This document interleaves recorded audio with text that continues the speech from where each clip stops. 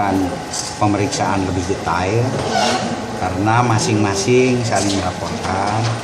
Nanti kita akan lihat siapa pemiliknya dan akan kita lihat apakah ini termasuk pengrusakan cagar budaya juga. Kita belum bisa menyimpulkan. Namun untuk saat ini, untuk menghindari